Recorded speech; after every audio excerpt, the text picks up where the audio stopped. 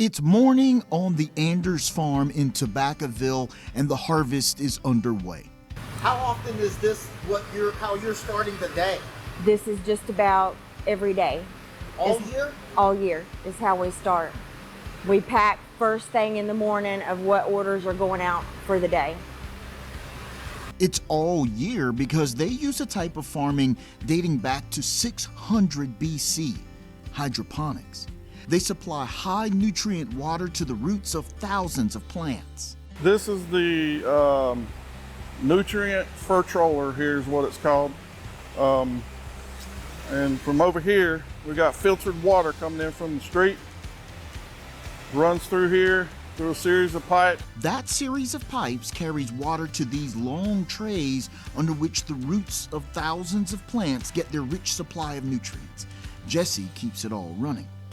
So the water's traveling around through a series of pipes, and it's going to come into this reservoir, which is about 800 gallons of water. And it's constantly circulating through the system and running back into this tank. And then about every 2 weeks, 2 to 3 weeks, I'll dump this entire tank and put fresh water in it and rebalance it with nutrients and all that. Anna and her late husband Mark bought this 2.5 acre farm and started out raising animals, farming from the dirt. So we did a lot of dirt crops. And then as things progressed, he was a well driller for a little while. And then he got into water purification and started tinkering with hydroponics. So we bought a little tiny small greenhouse probably back in 2017, and he built a homemade hydroponic system out of house guttering and a little black tote. The farm began to provide for small markets, and soon they saw the desire for their product outstrip their yield. We knew we needed to have a bigger scale, so we bought this greenhouse used and we put it up in 2019, and we filled it up and went to the market, and that's kind of how we got our start with it.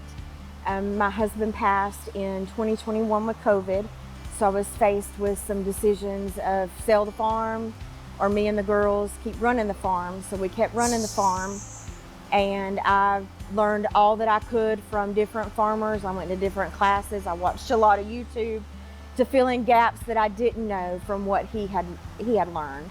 And we just kept going with it.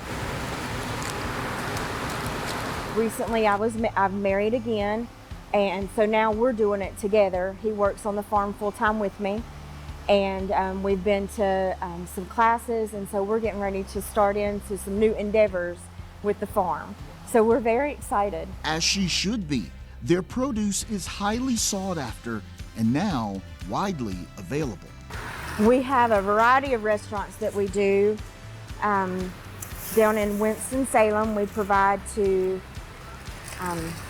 Moselles. We provide to Betty's on Burke. We do Spring House. We have Downtown Grill, Diamondback, and we have provided to Salem Christian School. So as they need things, we provide for them as well. We also do a partnership with Wake Forest University as far as when they have on-site campus market days, we come and promote our lettuce and greens there. We've also provide to Vernon's, which is a distributor down in Winston-Salem. We provide to them. So I'm constantly getting texts or phone calls for different things that people want. Their produce is also available for purchase online and here at the farm store. We talked to several farmers around the area when we found out their overages and what they needed help moving, and that's why we opened the farm store. So it's a community collective of a lot of different farmers and food artisans. Inside, you see her products like the pesto, their snack bars, dog treats, and products showing off those various partnerships. It likely couldn't contain one of all they produce. There is so much product produced, it can make your head spin. This is iceberg heads, so it will form a nice crisp center, which everybody likes the iceberg for their sandwiches and salads.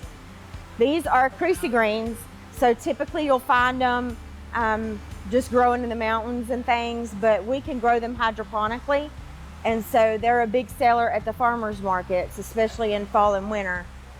This is mint, so just your typical mint, and we sell these to chefs and to food hubs across the state. This only starts the conversation.